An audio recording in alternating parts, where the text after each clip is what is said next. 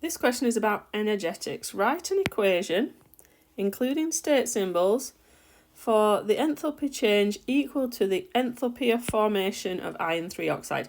So this question is asking you to remember the definition that says the enthalpy change when 1 mole of a compound, so when 1 mole of iron 3 oxide is formed from its constituent elements in their standard states.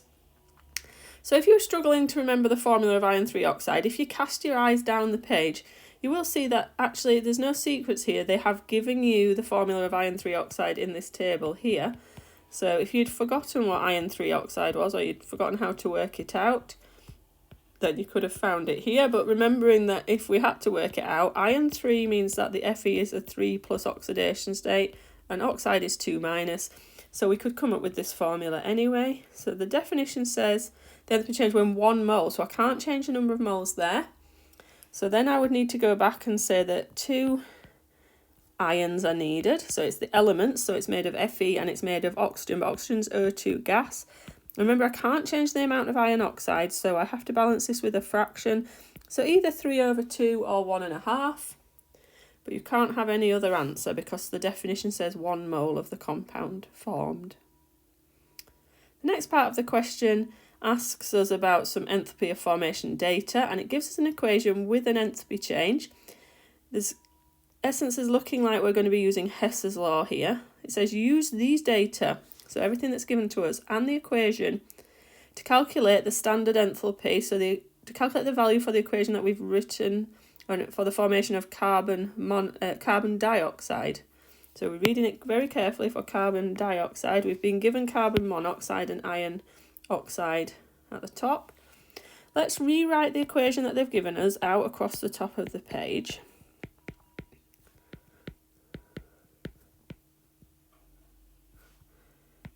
So we've got 2Fe. When you use Hess's law, state symbols are very important because changes of state take energy. So this number is minus 19. Now we've been given the enthalpy of formation of iron oxide, iron 3 oxide here, and that is coming from, remember, 2 Fe's and 3/2 oxygens.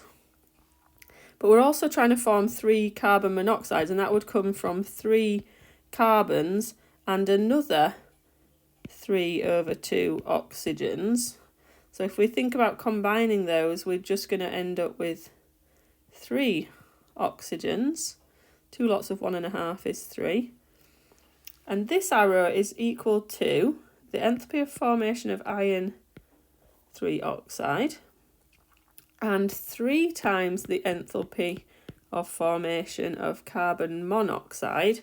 So if you type that on your calculator, you should get that is minus 1155 for that side. And then up this side we're going from 2Fe to 2Fe, so that's nothing. By definition, the enthalpy formation of an element is 0. But we're forming 3 carbon dioxides, and that's what our question is about. So that's our unknown X, but we've got 3 of them because there's 3 moles of carbon dioxide. Now, using Hess's law, the enthalpy change is independent of the root. So if this is our first root, root 1, our second root would start at the same start and end at the same end. So we'd start here at the bottom as well and end at the same end point. This would be our root 2. So our root 1 is just equal to 3x. It's going straight from those elements to the element iron and carbon dioxide. But our root 2, we're following the minus 1155 arrow, going up here towards the left-hand side of our original equation. Then we're going to cross the top and we're following it, so we're plussing minus 19. So we end up with 3x equals minus 1174. So then x equals minus 391. And I've rounded that to 3 significant figures. It hasn't really asked us. If you gave more answer, it would be fine, but the numbers that were given were 3 significant figures, so I'm going to give it to 3 significant figures. Then we're moving on, and what we got is some different enthalpy data, and we're being asked for bond enthalpy. So if we look at what we've been given, this is the enthalpy change for forming 2 moles of ammonia, and here we've got the enthalpy change for taking N2 and becoming 2N. Now that is bond enthalpy of an N triple bond, and here we've got HH to give us 2H, and that is bond enthalpy. Because they're in the gaseous state, they are bond enthalpy data. So this is bond enthalpy data. If we remember for bond enthalpy, we just write our overall equation out again, and this is minus 92, that for bond enthalpy, that the enthalpy change is the sum of the bonds broken on this side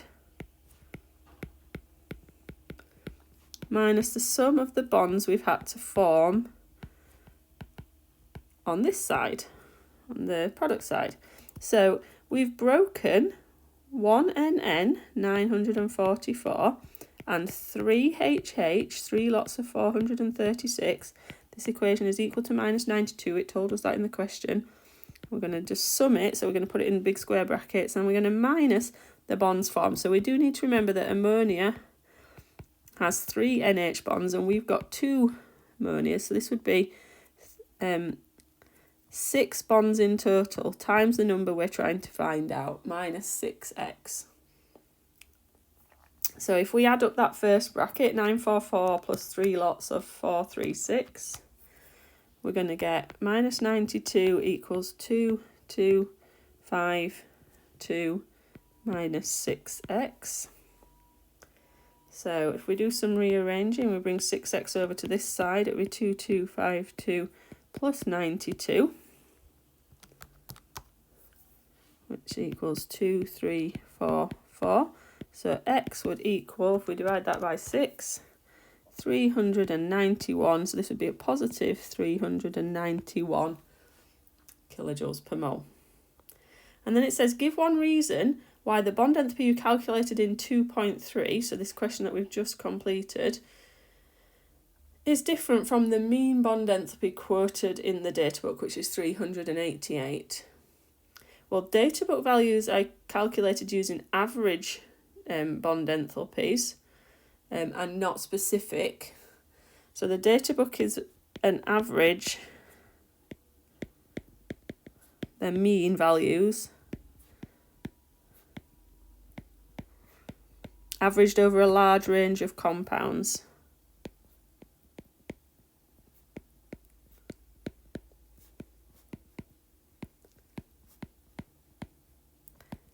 And they're not just specific to NH3 ammonia. We've calculated this assuming that they're in ammonia, but the databook has taken over lots of different compounds.